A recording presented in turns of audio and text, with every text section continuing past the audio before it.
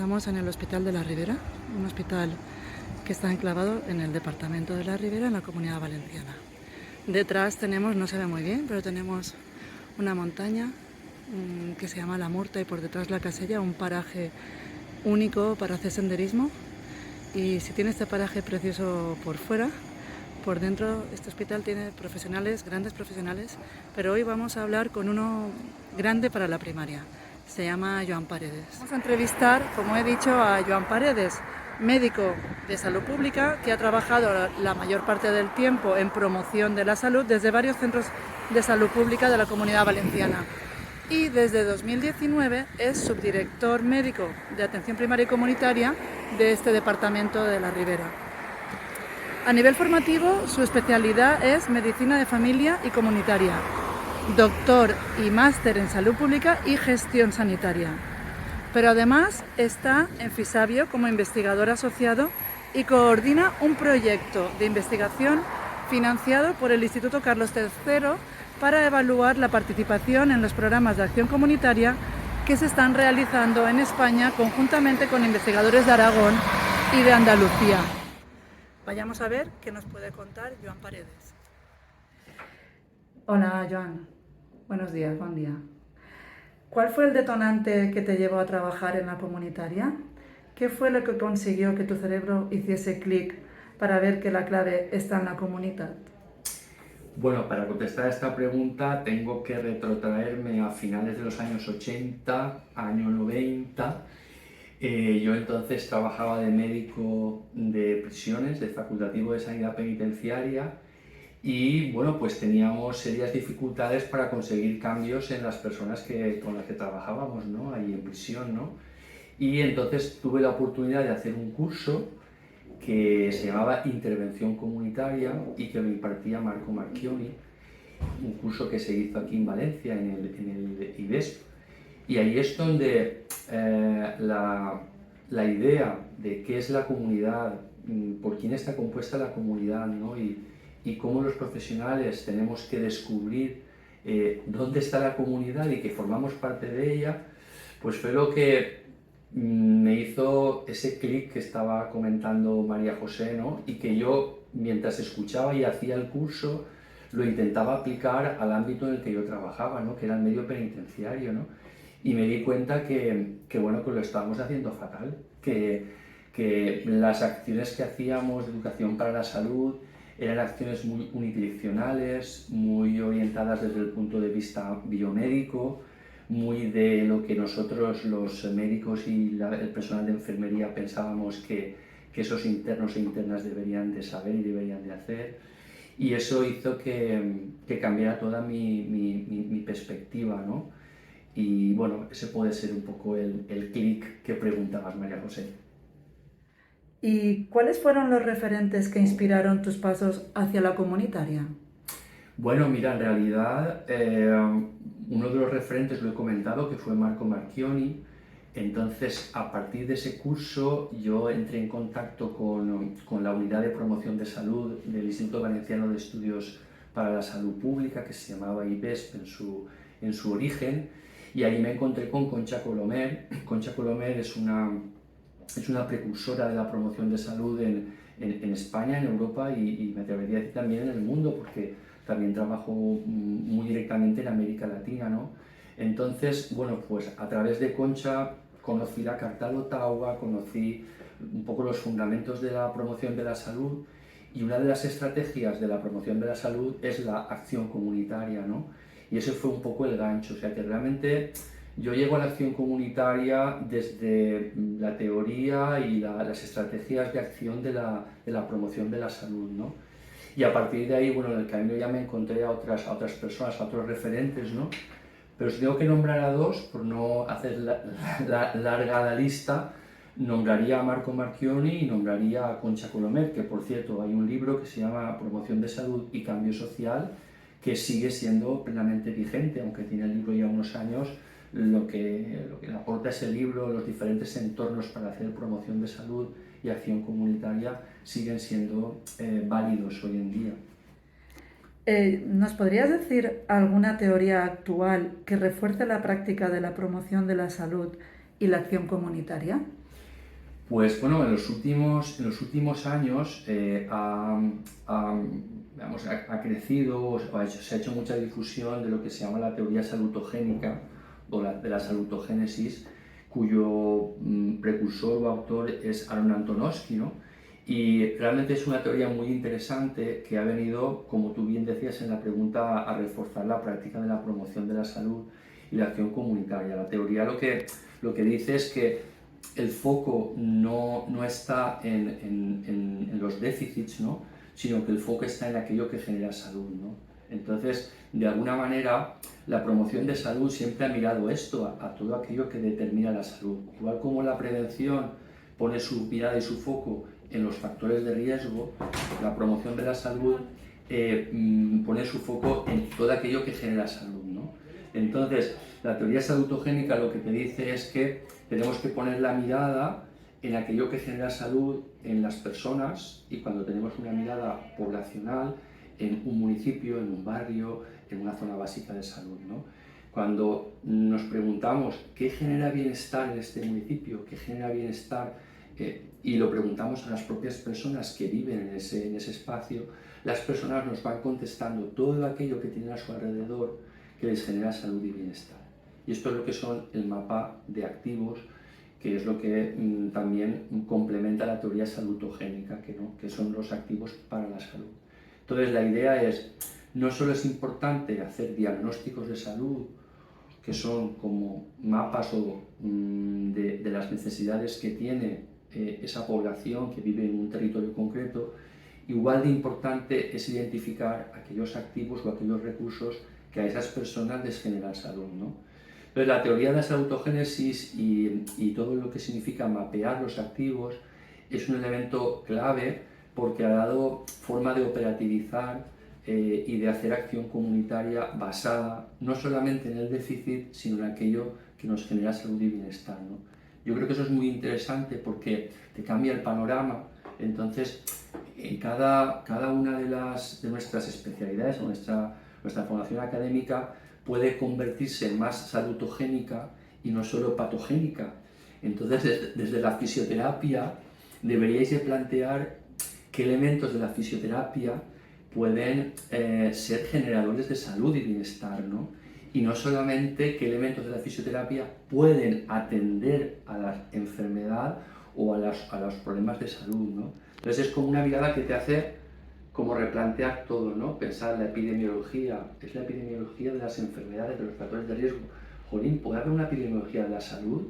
Pues sí, es que una epidemiología, pero igual que hay una epidemiología de la salud, puede haber una medicina centrada en la salud o una enfermería centrada en la salud, o sea que la salud, en un sentido de salud integral, holístico, equivalente a bienestar, ¿no? Sería un constructo en el que de alguna manera nos hace partícipes a todos de esa mirada de cómo podemos hacer que crezca la salud y el bienestar en una comunidad, ¿no? Y es un cambio de perspectiva muy, muy interesante, ¿no? Que bueno, nos tiene que hacer como replantear todo, ¿no? Porque si nos dirigimos solo hacia la enfermedad, pues nos estamos perdiendo toda otra mirada, o sea, estamos como al 50% de lo que puede ser una mirada bidireccional, una mirada más completa al proceso salud-enfermedad, ¿no? Yo creo que ese elemento es muy interesante. Cuando se concreta qué significa las personas o las comunidades salutogénicas, pues está el otro concepto interesante, que es el concepto del sentido de coherencia, ¿no? Que te dice que las personas con mayor sentido de coherencia son personas más salutogénicas, ¿no? Y eso significa que esas personas son capaces de entender lo que les pasa, que sería el elemento comprensión, de saber manejar eso que les pasa, ¿no? Con los recursos que existen, o sea, que significa también reconocer o identificar los recursos que yo tengo en mí mismo y a mi alrededor.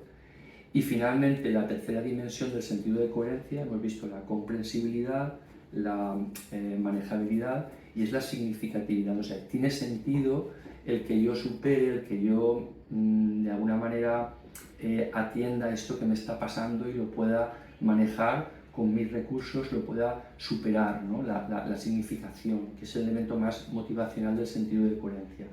Esto, que en esencia es lo que plantea Antonovsky, puede tener una aplicación tanto individual como grupal como colectiva, ¿no? O sea, puede haber un sentido de coherencia comunitario cuando una comunidad, un pueblo, un municipio, una zona básica de salud es capaz de comprender lo que le sucede en un momento dado en su historia, identificar los recursos que le hacen potencialmente ser mejor y tener un motivo para seguir adelante, su identificación, su cohesión social como municipio, como pueblo, como barrio, para superar y ir creciendo, ¿no? Entonces, es muy interesante cómo son conceptos que pueden aplicarse a un nivel individual, desde un ámbito más psicológico, pero también tienen su traducción a nivel grupal y a nivel colectivo o comunitario, ¿no? Yo creo que la teoría salutogénica es algo, y el tema de la perspectiva de activos, que a muchas personas nos ha hecho pensar y repensar a qué dedicamos nuestro tiempo y si realmente somos profesionales de la salud o somos únicamente profesionales de la enfermedad, ¿no? Y que lo ideal es que seamos profesionales de las dos cosas, ¿no? Pero que no descuidemos la salud, que en definitiva es la mirada en positivo, ¿no?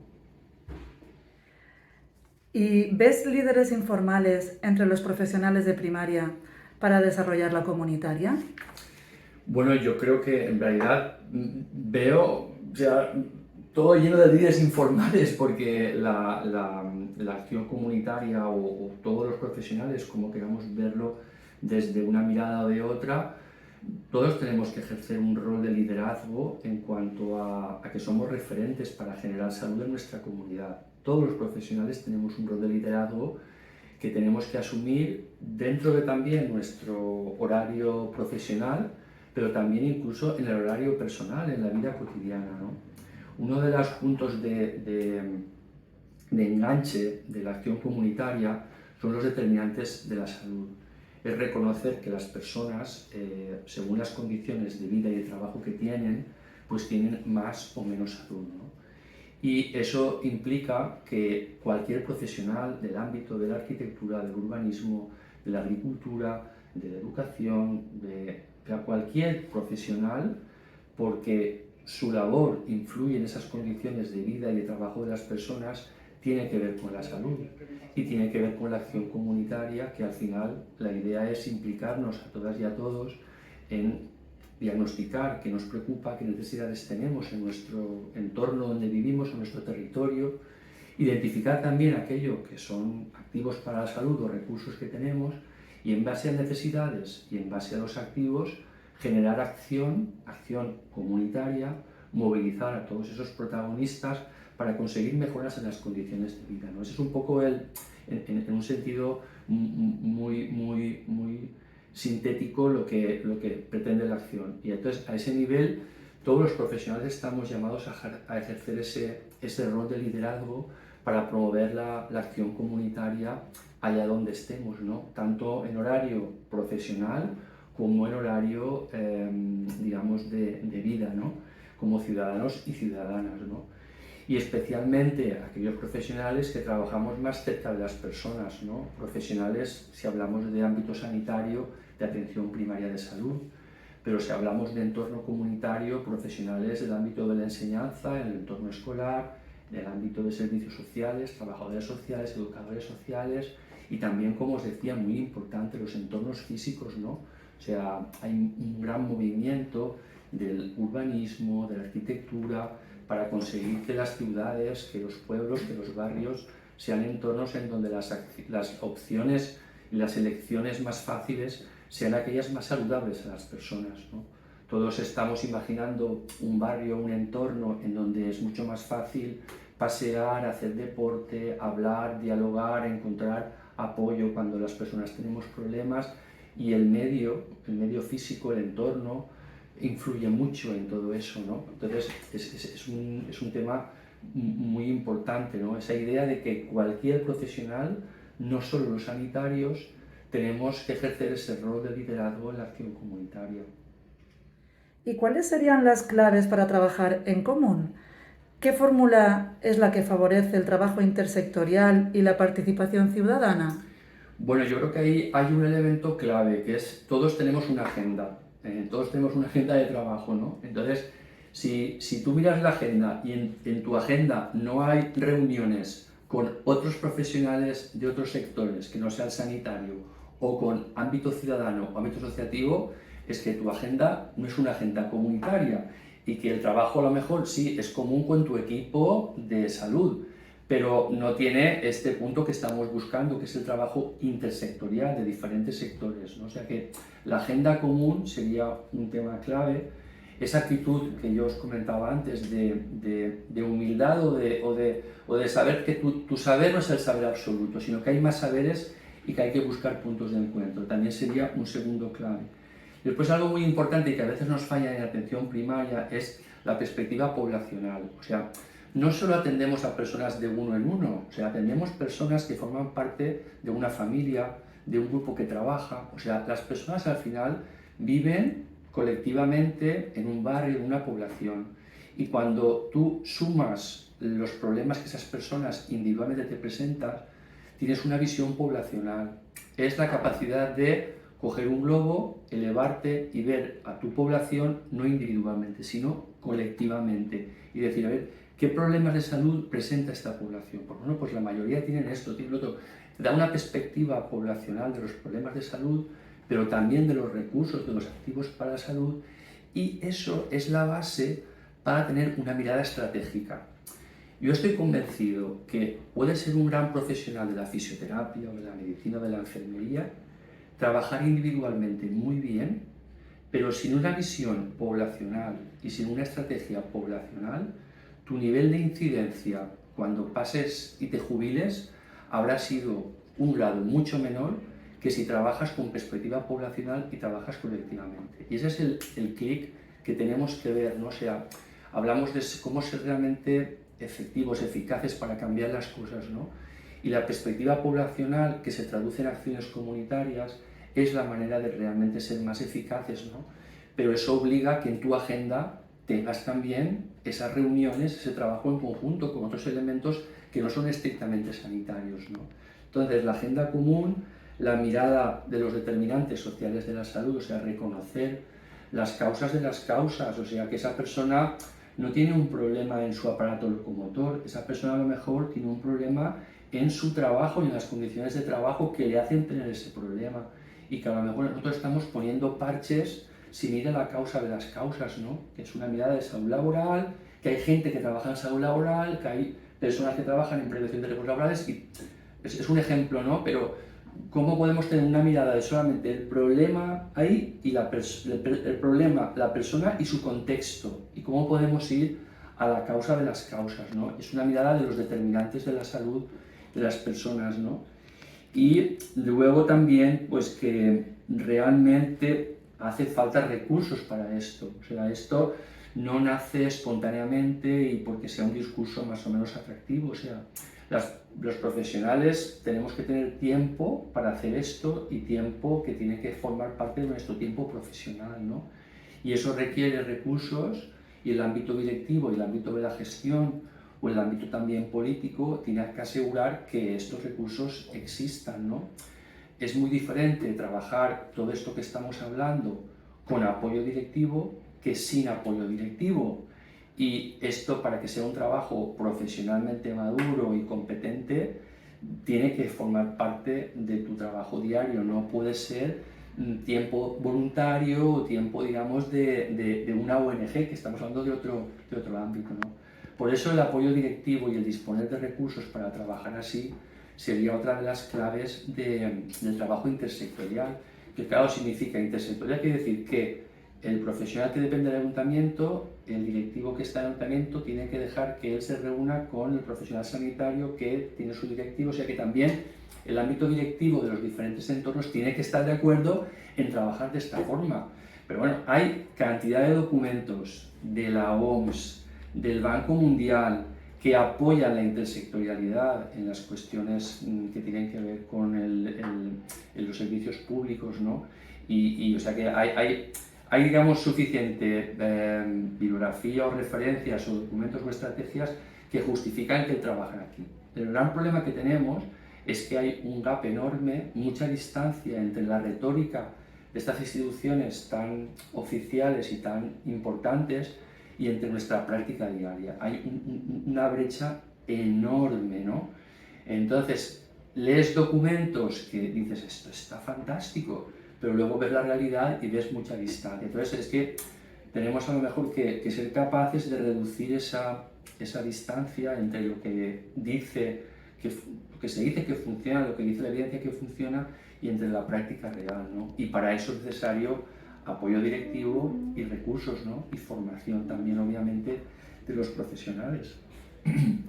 Y por último, Joan, ¿qué consejos nos puedes dar a los fisioterapeutas, especialmente, y al resto de los profesionales de atención primaria y comunitaria que queremos desarrollar programas comunitarios?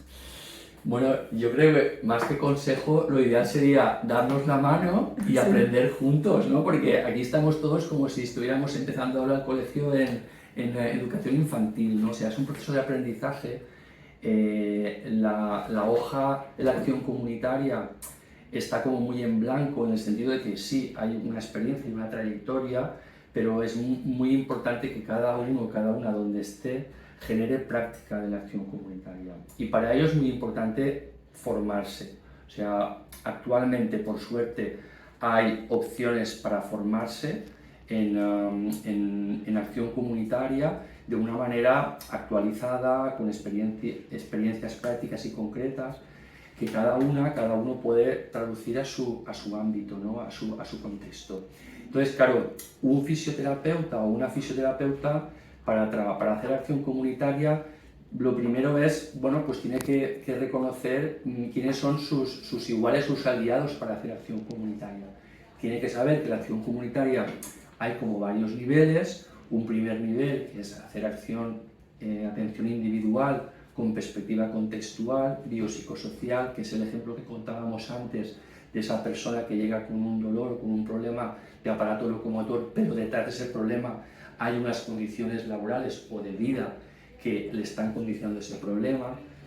Tiene que tener una capacitación para poder trabajar un nivel 2 de la acción comunitaria, que sería la atención grupal, es decir, cómo trabajar con grupos de personas y cómo trabajar diferentes temas, ¿no? Que pueden tener una relación más directa o menos directa con las competencias propias de la fisioterapia, porque aquí la idea es que cada uno nos podamos vestir y desvestir del traje de nuestra especialización, de nuestra formación académica, ¿no?